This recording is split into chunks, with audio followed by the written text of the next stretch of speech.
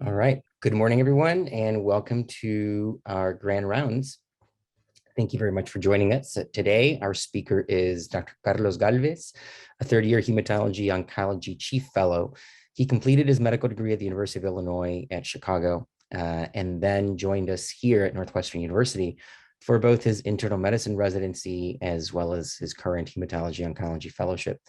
Under Dr. Reem Karmali's mentorship, his research is focused on the epidemiology and management of relapsed and refractory aggressive lymphoma, a patient population with significant unmet needs, particularly in the era of CAR T-cell therapy.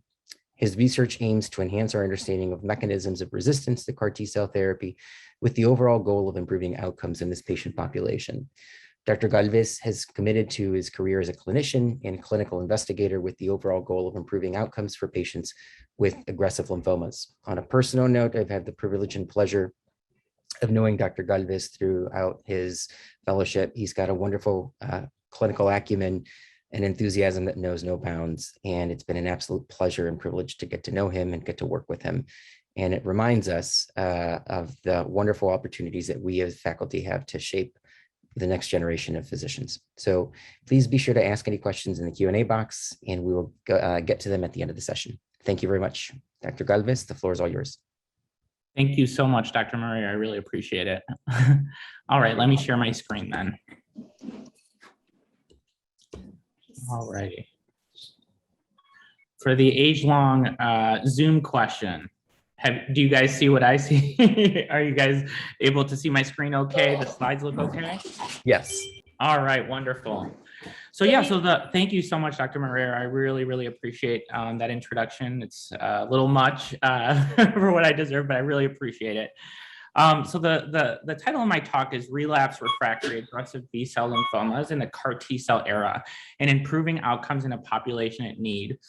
So I think one of the important things is to know why I did this talk and what's led me to this interest in this particular patient population is being in the clinics of, Dr. Leo Gordon, Dr. Reem Karmali, amongst many of the other lymphoma physicians.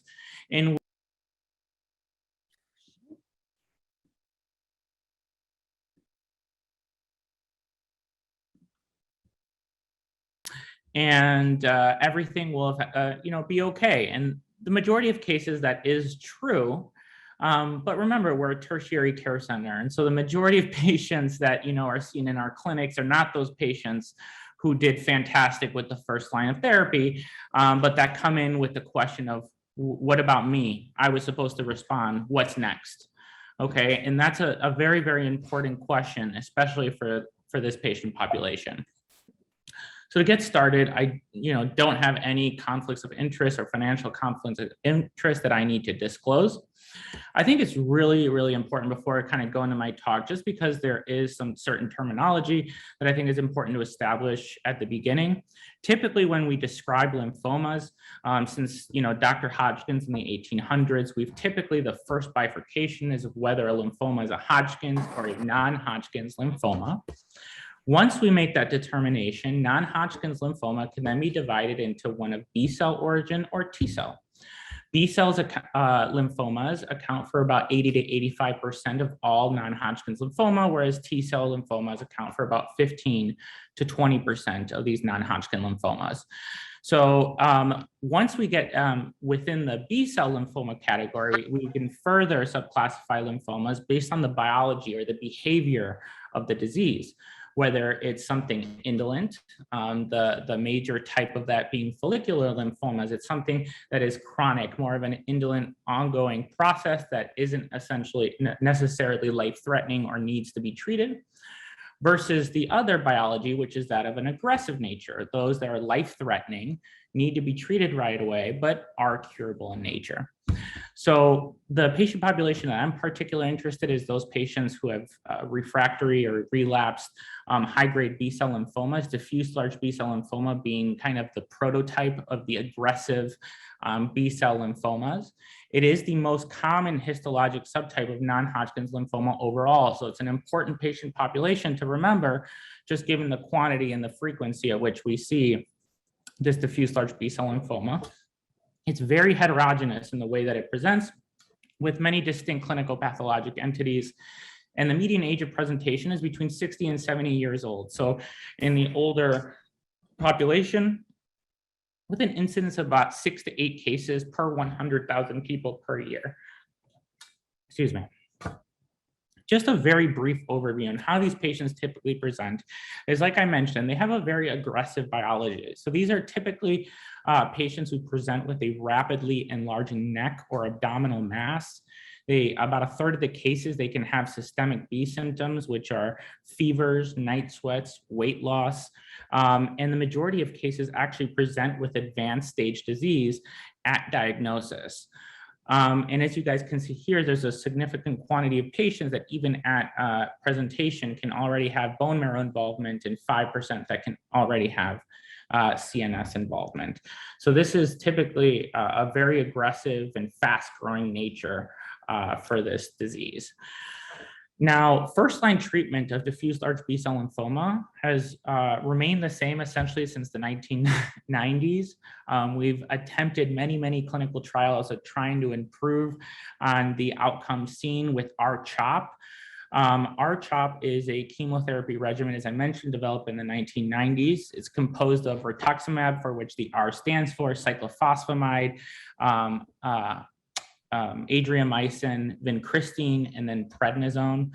And so that's what the R-CHOP stands for. And as I mentioned, it's been the standard of care since the 1990s. We know that in patients who are treated with first-line therapy and R-CHOP-like therapy, especially those are therapies that include an adriamycin, we see that about 60% of these patients can be cured. And so I think this is where the big mantra of, hey, you have lymphoma, this is something we can really take care of, and this is something that's very treatable and even curable. But we forget that there's another 40% of patients that don't necessarily get cured with first-line treatment with R-CHOP. So as you guys can see here, after R-CHOP, around 40% of patients are not cured. 10 of those will be what we consider primary refractory, and we'll define that a little bit later, but essentially means that you are not sensitive to chemotherapy. And the other 30% relapse after having received frontline R-CHOP therapy. Now, what we do know is that while 60% of these patients can be cured, the other 40% of the patients historically have a very poor prognosis. Within historic data, like I mentioned, I keep emphasizing historically because of the development of the new novel agents, but historically these patients only have an overall median survival of about 8 to 10 months. So meaning it's either you're cured, or 40% of the time you have a very poor survival. So if we further break down this patient population and we look at the refractory patients alone, not even those 30% of patients that relapse after having attained response, but primary refractory has been defined in literature as that those having received only a stable disease or progressive disease as best response, those who relapse within 6 months of completing therapy, and those who relapse within 12 months of getting transplanted. There was a very big study that looked at this very specific patient population called the SCHOLAR-1 study. And it was an international multi-cohort retrospective study looking specifically at these refractory diffuse large B-cell lymphoma patients as defined as the definition I just mentioned. What they saw was pretty incredible, was that regardless of the next line of therapy, okay, the overall response rate was 26% for this patient population, with a complete response rate of 7% and a median overall survival of just 6.3 months. Meaning that if you're within that 10% of population who didn't respond to therapy and therefore are deemed to be primary refractory, regardless of what your second line therapy is, your outcomes are very poor. And this was a very important study that came out in 2017 in Blood. So for these patients that are relapsed or refractory, the standard of care for second line therapy remains high dose therapy followed by autologous stem cell transplantation.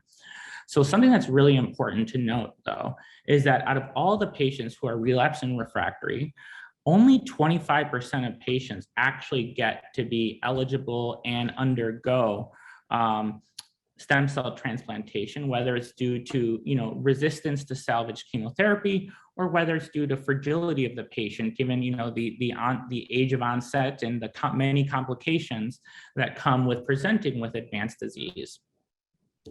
So the standard of care with autologous stem cell transplantation actually originates from a study called the PARMA trial, in which we saw that patients who were transplanted after first relapse had a prolonged both progression-free survival and overall survival.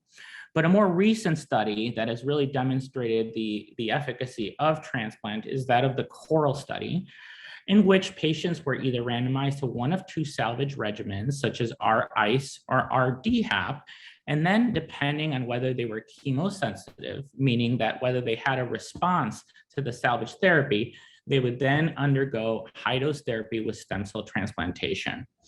What's important to notice, you guys see here on the bottom of the figure, is that in those patients who actually ended up undergoing transplant, the 48-month overall survival and event-free survival was around 50%, meaning that patients very generously, who are even able to get to the autologous stem cell transplantation phase, are only cured in about 50% of times, with another 50% relapsing shortly thereafter.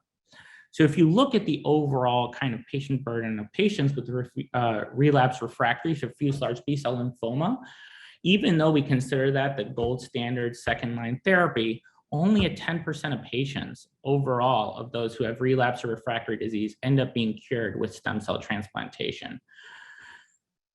So this is kind of a little bit of a summary of what we discussed, and in getting to the rest of my talk, as we mentioned, about 50 to 60% of patients can be cured with first-line therapy. About 25% of patients who are ultimately able to actually undergo transplant, with about 50% of patients being cured with transplant. But in those patients who are either chemo refractory, meaning they did not respond to salvage chemotherapy and therefore cannot go stem cell transplantation, or in those who have gotten multiple lines of therapy who are not eligible for transplant, this is where the advent of CAR T-cell therapy has really come in and become a game changer. As we'll see kind of in the future, CAR T-cell therapy, the use of CAR T-cell therapy has been involved in many current clinical trials and efforts of moving CAR T-cell therapy up in the treatment regimens. So before we kind of get any farther into the presentation, I kind of want to just very briefly go over what a CAR T-cell is. It's a big generic name that we throw out a lot, but it's important to know what that is. So these are typically autologous T cells that are genetically engineered to express chimeric antigen receptors versus a specific tumor cell antigen. So as you guys can see here on the bottom left of the screen, this is a normal T cell receptor engaging and being activated by an antigen presenting cell. As you can see here, this is dependent on the T cell receptor response, which is dependent on a CD3 zeta in the intracellular domain, and a co-stimulatory signal, which is the CD28, which binds to the CD28 ligand on the antigen presenting cell, which leads to subsequent activation. Now, in chimeric antigen receptors, what we do is we take a variable single chain as the antigen presenting or the antigen binding portion, and that's typically the extracellular portion that's been bound to a transmembranous portion and an intracellular co-stimulatory signal domain. So that typically takes the place of the second or the co-stimulatory signal for T cell activation, but is essentially engineered within the same fusion protein itself. So the theory is that after the chimeric antigen receptor is able to identify and be activated by the antigen that it's targeting, this would lead to greater T cell mediated cytotoxicity via Fas, alin, perforin, and granzyme B mediated cytotoxicity, and therefore neoplastic cell death. So when we look at the engineering of chimeric CAR T cells. It's essentially the first generation CARs are those that just had the single variable chain that binds to the antigen region. This is typically in the extracellular domain. And then there's the, as I mentioned, the other important part is the intracellular signaling domain. So what we do know is that that T cell receptors are dependent on CD3 zeta as an essential signaling molecule. So as you can see here, they're all dependent, regardless of the generation, they're all dependent on a CD3 zeta essential signal. Second generation CARs have a co-stimulatory domain. This is the domain that's meant to reproduce that of a T cell normally acting with an antigen presenting cell. So in these cells, they have one of two major co-stimulatory intracellular domains, either CD28 or for the 4-1BB, whereas the third generation CARs have two of these co-stimulatory domains in addition to the CD3 zeta, which is essential for T cell signaling. Something that's also really important to note is that CAR T cell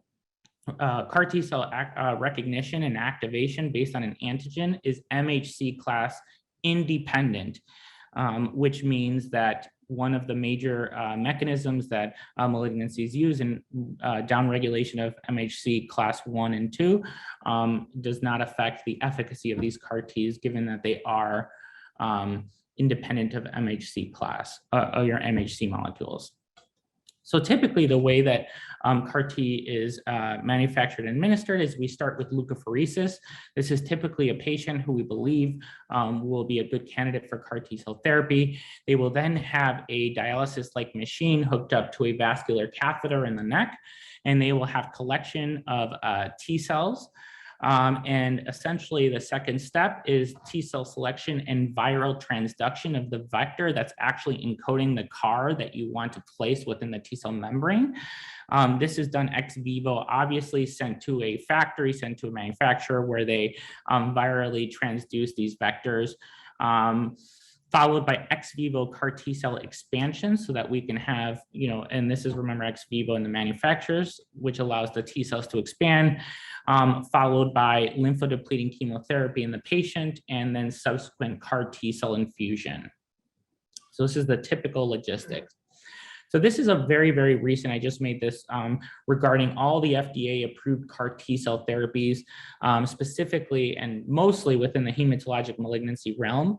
The very first one, as we can see, that was FDA approved was Kymriah. This was in August of 2017. And as you guys can see here, I've also labeled the intracellular signaling domain that was associated with each product. It was initially FDA approved for relapsed refractory ALL, but as you can see, shortly thereafter, axicabtagene ciloleucel or Yescarta had a approval shortly thereafter in October for the treatment of relapsed refractory diffuse large B-cell lymphoma.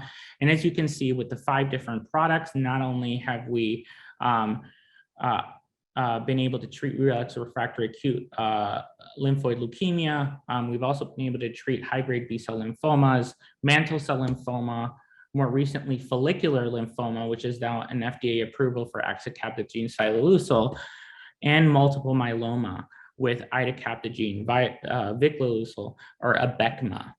And so the most recent actually FDA indication was about 4 days ago, in which the FDA approved Tecartus to be used for relapsed refractory adult patients with ALL. So as you guys can see, the CAR T cell therapies are becoming more and more widely available, and as you guys probably already know, are being significantly investigated within the solid tumor realm. So to speak more specifically about CAR T cell therapy and how that influenced and led to the approval of the FDA approved agents of CAR T cell therapy for this patient population was the ZUMA-1 trial, in which axicabtagene ciloleucel was tested, and the Juliet trial, in which tisagenlecleucel was tested. These were phase 1-2 pivotal trials. In the ZUMA-1, they tested refractory patients, or those patients that relapsed within 1 year of stem cell transplantation. So as we saw in the previous studies, these are patients who have very, very poor prognosis and have had multiple other lines of treatment. In the Juliet trial, once again, these are patients who have been very heavily pretreated and expected to have very poor outcomes. The primary endpoint in both studies was overall response rate.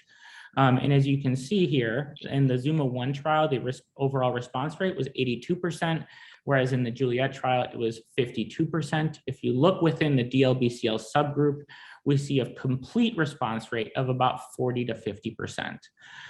Now, what's extremely important about these two trials is that the responses were consistent across the prognostic groups.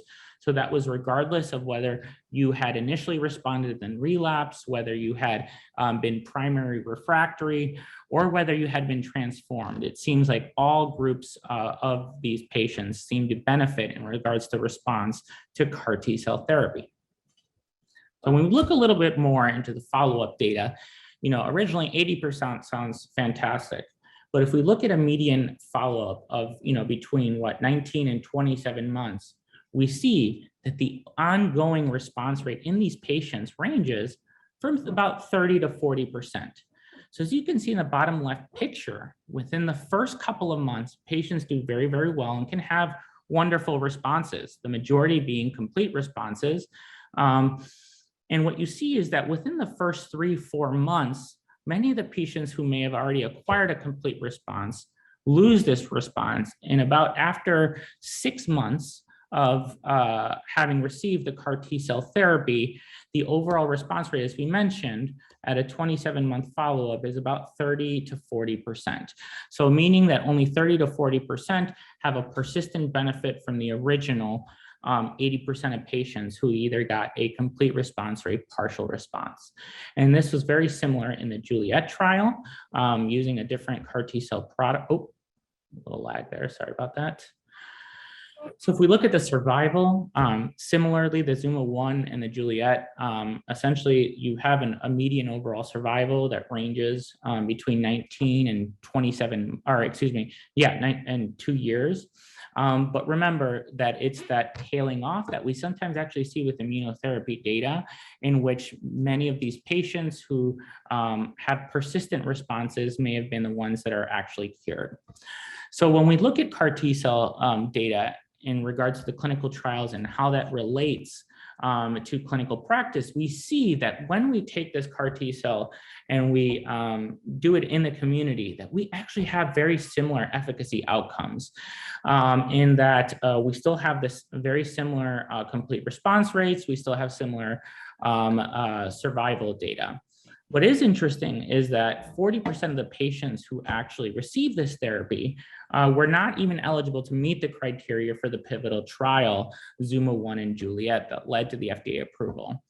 And so overall, it looks like the CAR T-cell therapy that we're using in the community is very similar in efficacy and toxicity to that was demonstrated in the trials that led to approval. So one of the big themes of my research is, as I mentioned, relapsed refractory to first large B-cell lymphoma remains associated with a poor prognosis, even in the era of CAR T-cell therapy. As I mentioned, about 60% are cured with R-CHOP, and then only 25% of patients who are relapsed refractory even are able to go to transplant, and even of those, only 50% are actually cured. So there is a large percent of patients in which outcomes are not very good for this disease. So we do know that CAR T-cell therapy has revolutionized patients in those who have chemo-resistant disease, meaning that they did not respond to salvage chemotherapy, in those who relapse after autologous stem cell transplantation, or in those who have already received multiple lines of therapy. We know, as we mentioned, that although we have a very promising and exciting 80% response rate, after about 6 months, there's only about a 40% of patients who are still attaining that response, in which the majority of places are complete responses, which led to a median overall survival still of 1 to 2 years. So there have been several explanations on what causes these earlier relapses and what causes patients to not respond as well to CAR T-cell therapy.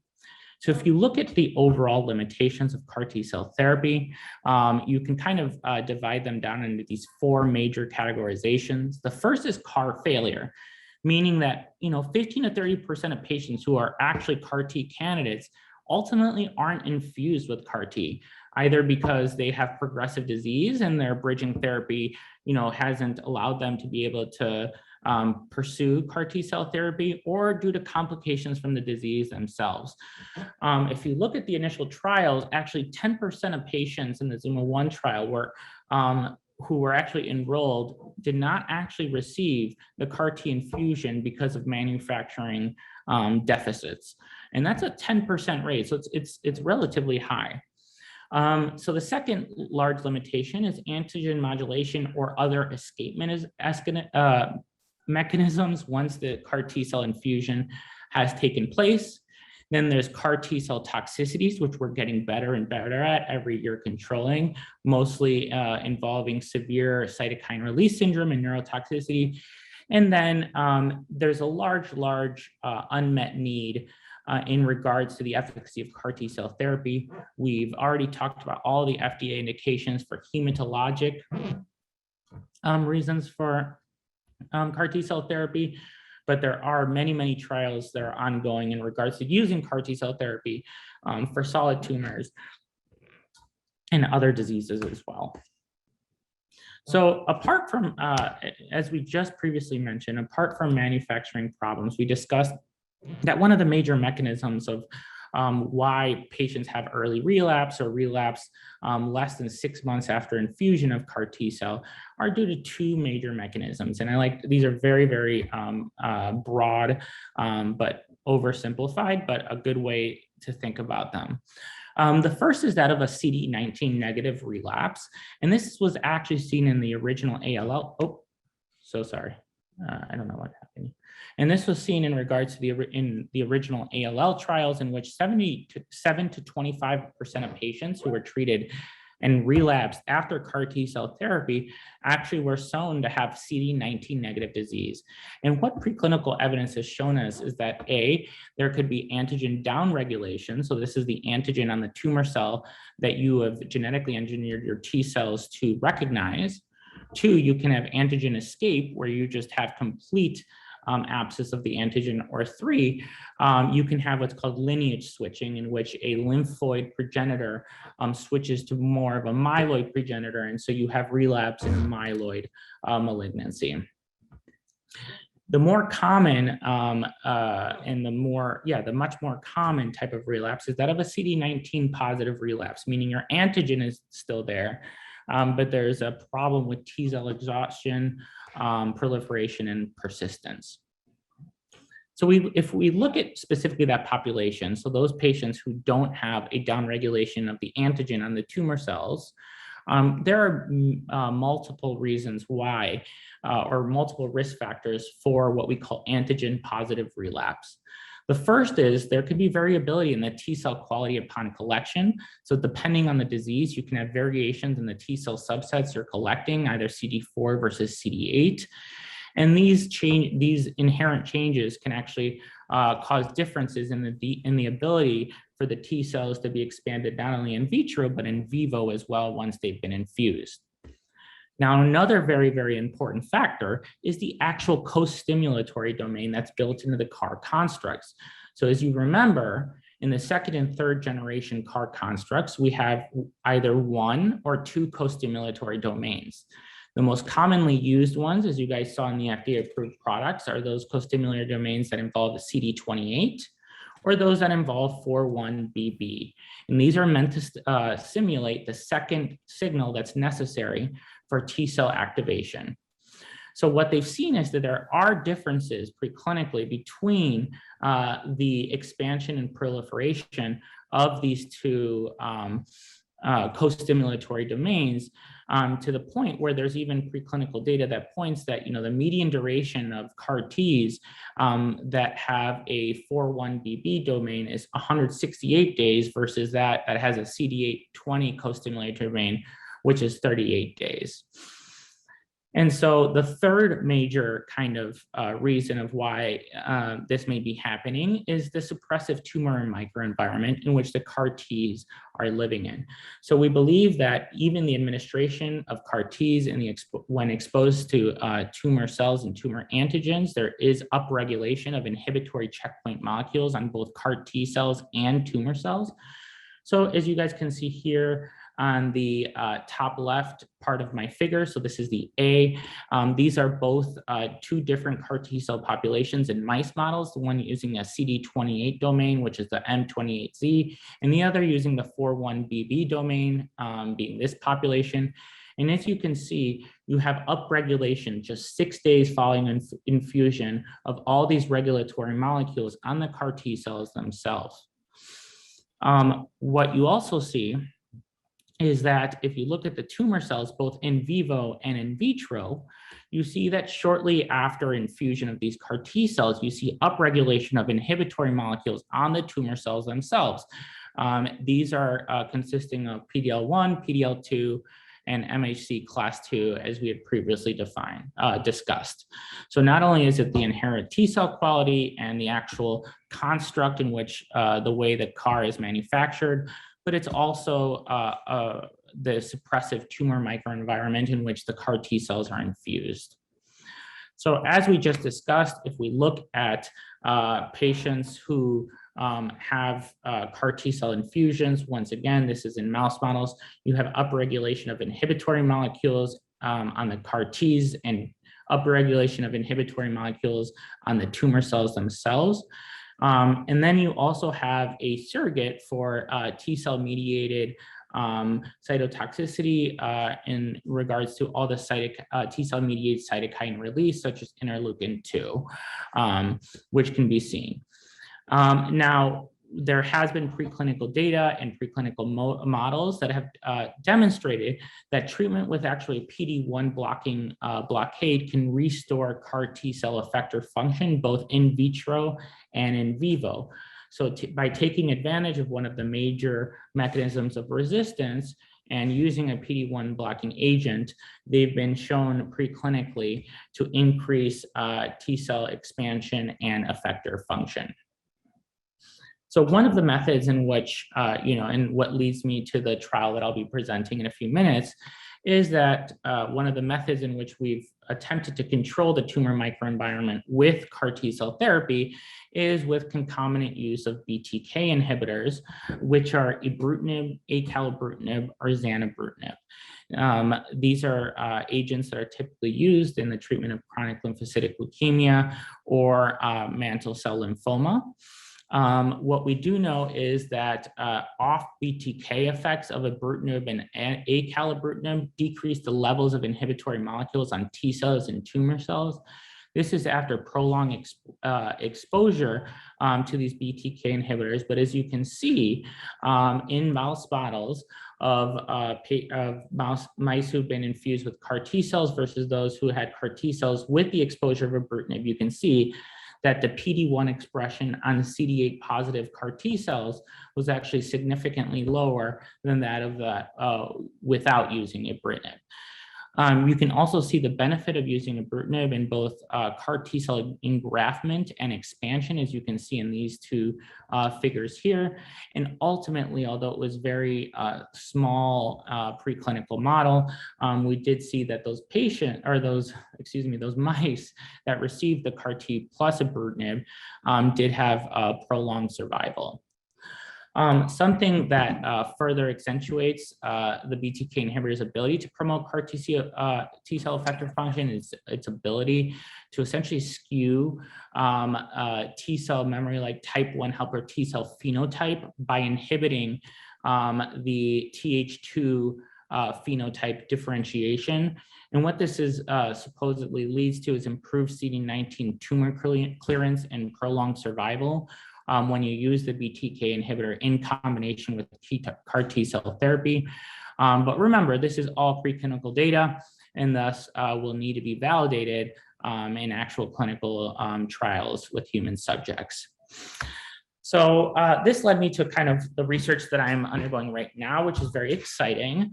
Under the mentorship of Dr. Reem Karmali, I've been able to work with Takeda Pharmaceuticals and actually have an investigator-initiated funded study. And it's a phase 2 single-arm multi-center study where the inclusion criteria are those of relapsed refractory aggressive B-cell and non-Hodgkin's lymphoma who would have proceeded anyway to standard of care CAR T-cell therapy. So as you guys remember, the indications for that are either you've received 2 or more greater, or typically if you've received 2 or more greater lines of therapy. We hope to enroll about 32 patients with a goal of 24 evaluable patients. And as of right now, we've been in communication with Medical College of Wisconsin and Memorial Sloan in order to get our patient enrollment up. So the plan or our theory is that we would start with a lead-in phase in which we would take patients who are about to undergo commercial CAR T-cell therapy and give them zanubrutinib PO 160 milligrams twice a day, first 7 to 14 days, with intent to stop the day prior to apheresis. The goal of the lead-in phase is to select or to promote and select T cells that have downregulation of these inhibitory molecules that we just discussed in effort of increasing their cytotoxicity once they're reinfused. Patients will then proceed with CAR T-cell infusion as standard of care, and then about 30 to 45 days after infusion of CAR T-cell therapy, patients would then start a maintenance zanubrutinib of 160 milligrams BID. We would continue this maintenance then for up to 24 months until unacceptable toxicity, disease, progression, or death. So the primary endpoint for our study is that compares itself to the primary endpoints of prior literature seen in the ZUMA-1 trial and the Juliet trial. And so what we're looking at is 6-month complete response rates in those who are treated with adjunctive zanubrutinib with CAR T-cell therapy as compared to those with historical controls. We will evaluate anybody who's at least received 1 cycle of zanubrutinib maintenance. So this is about 30 to 45 days after the patients have been infused their CAR Ts. And then our secondary endpoints will be response rate, progression-free survival, and overall survival in those patients who have received adjunctive zanubrutinib. We will be taking assessments with either imaging modalities at 3, 6, 12, 18, and 24 months. We're also going to be looking at, as part of our exploratory analysis, we'll be looking at CAR T-cell polyfunctionality using high-dimensional spectrum cytometry. And so we'll be looking at the T cells, including their subsets, the B cells, and the NK cells. And so this will be done both during the lead-in phase and the maintenance phase. And then ultimately, we want to identify changes in immune subsets with administration of the zanubrutinib lead-in and maintenance. So with this, we'll do a 25 immune marker assay, and this will once again be tested during both time of priming or priming or lead-in phase of the zanubrutinib and the maintenance phase. So obviously there are limitations to this study. This is going to be a phase 2 and non-randomized in a single arm study. So this is going to be a very small sample size, which is why we've tried to quicken accrual and therefore by making it multi-center. And the potential benefit, though, will need to be confirmed via additional phase 2 or phase 3 randomized studies. The exploratory objectives will also need to be verified in future prospective studies. So this idea in the study was actually submitted to the ASH CRTI and was accepted. And so it's very, very exciting stuff. So in regards to the future directions, the initial efficacy data is to be reported about 24 patients have at least 6 months of follow-up data. And we hope to submit this to the ASH annual abstract meeting and then a journal shortly thereafter. Obviously, if we do find a significant benefit, this would have to be followed up with a multi-center collaborative phase 3 randomized trial of using standard of care CAR T versus adjunctive or CAR T with adjunctive zanubrutinib. And it's really important that we pursue extension of the currently accepted pharmaceutical funding for design and expansion of the larger phase 3 trial, should there be any benefit that was detected. And so that's what I have for you guys today. And that's a lot of the research that I'm doing with one of my projects. But thank you so much. And I will take any questions that you guys have, and I'm happy to touch base about anything.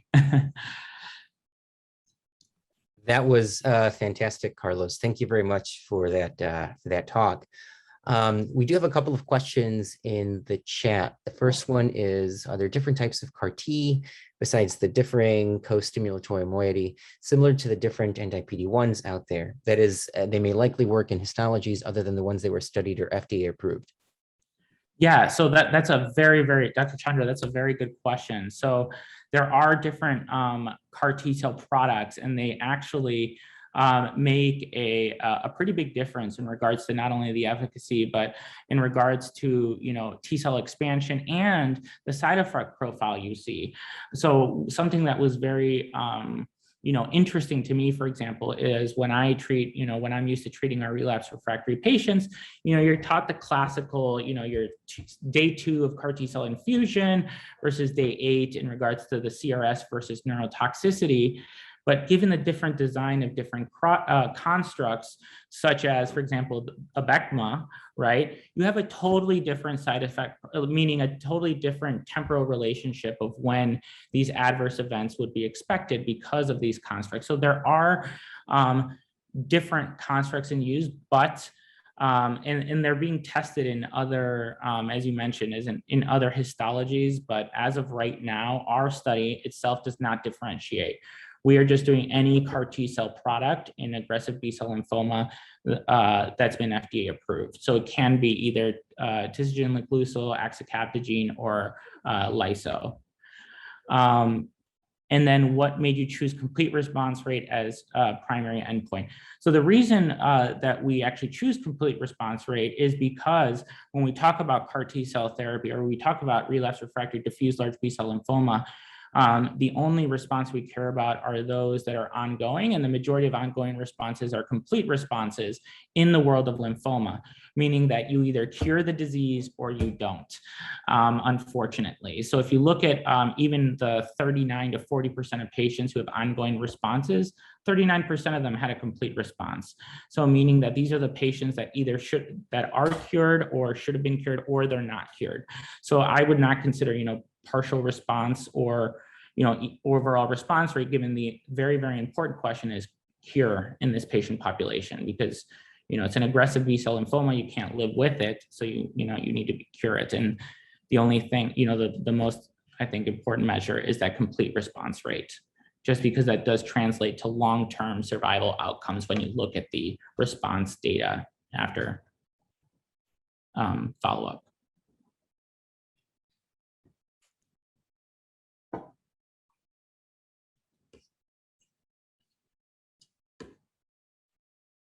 I think Sue had a question, right, Sue? Oh, I did, but Carlos answered both. Okay. So Carlos, I do have a question. Yeah. Is there any data about using BTK inhibitors prior to pheresis? Is there any concern about affecting? So that was one of the possibility of engineering the T cells and possibility of having actually a problem with T cell reinfusion. Yeah, so you made two very good points there, Dr. Pro. So the first one is does that inhibit your ability to actually collect adequate T cells, right? And so that was actually in the papers that I presented, that was actually the primary objective, was to make sure, forget about the extra benefit, it's to make sure that we're not inhibiting the ability of T cells to expand, to proliferate, and to be as cytotoxic as they otherwise would be without ibrutinib exposure. And there is preclinical evidence that shows that it does not interfere with T cell function itself. But what you're saying is also important because when we think about these patients, some of them can be very, very sick in between the time in which they get apheresis and the time in which they get T cell infusion. So in between that time, some patients may not need anything, but some patients may need bridging therapy. And so one of the major questions that we had, Dr. Pro, during the ASH CRTI was, if we're seeing that it takes a prolonged amount of time for these tumor microenvironmental changes to happen in the T cells themselves, then what is priming 7 to 14 days going to do for that T cell selection? But the problem we have is the futility problem of, okay, well, at what point do we interfere with the patient's ability to get standard of care versus finding an effect in our study? And so that's been actually one of the big points, Dr. Pro, that you're mentioning is our, you're right. But in the first sense, it doesn't seem preclinically, at least, to interfere with CAR T cell efficacy, at least, which would be the most important thing.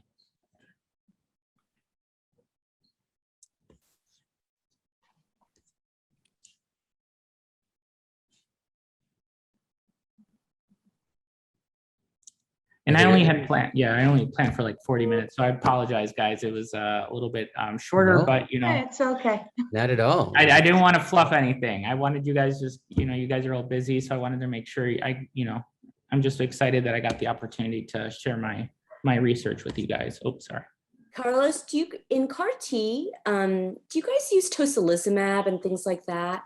Yeah, so we do. And, especially for cytokine release syndrome, tocilizumab is like the standard of care. Very different now than when I was a resident of when we would use tocilizumab, when I was, during the initial trials that led to acceptance. God forbid you use toci without the blessing of an attending, and it's still that way. But it's much more frequently used in efforts of improving this side effect profile from CAR Ts. And there's even data that shows that even, let's say, God forbid, someone were able to develop neurotoxicity, there's always been that theoretical risk of using steroids, right? Because you're blunting your T cell response and causing T cell mediated toxicity. But at the same time, we've found that that doesn't seem to necessarily impact overall outcomes, and that it's very, very important to actually get those things on board earlier rather than later, whenever you have suspected either CRS for toci or neurotoxicity for steroids. So in the solid tumor world, we're starting to use a lot of bispecifics, right? Yeah. So in that realm, we see a lot of CRS. Yeah. Very different from our traditional immunotherapy paradigm. So, we're starting to use a lot more toci. So I was just wondering, yeah.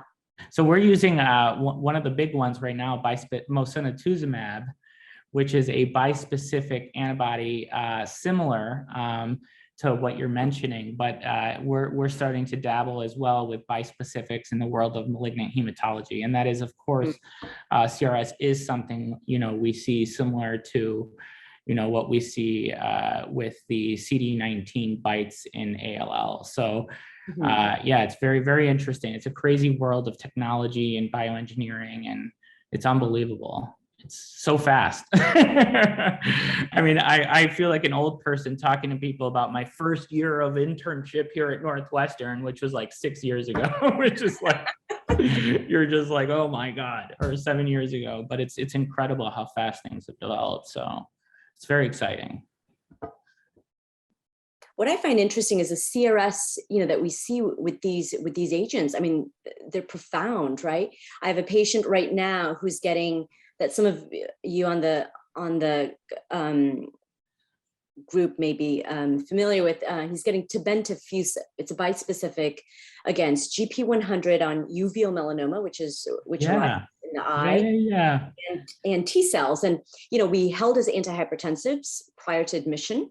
And he was running in the 170s, 180s, got a little bit worried, but we didn't do anything. And then he dropped to systolic of 69 in a matter of, about 24 hours. So we didn't have to use tocilizumab, even though I told him, please do, but I think he just recovered with fluid resuscitation. But, these are quite challenging drugs to use. I mean, it's funny you say that. A similar situation, actually, I was just with Dr. Moreira on service not too long ago, where, you know, someone was being hypotensive, tachycardic. They had just got an infusion yesterday with CAR Ts, right? But, you know, being the novice that I am in the novel, you know, Abecma, we know that CRS can happen much sooner in patients who receive Abecma, even within 24 hours. And so, you know, just learning these, how the construct can change clinical presentation and even preclinical suspicion, right? Oh, no way. You know, typically they say 2 to 3 days, but even just to think about, you know, hey, within 6 or 12 hours, some patients who get this CAR T cell infusion may be looking like they're crashing. And that's kind of, it's been a very humbling experience to, you know, it reminds you of back in the day during the clinical trial days of CAR T. Those were profound CRS responses. I'll never forget that, but yeah.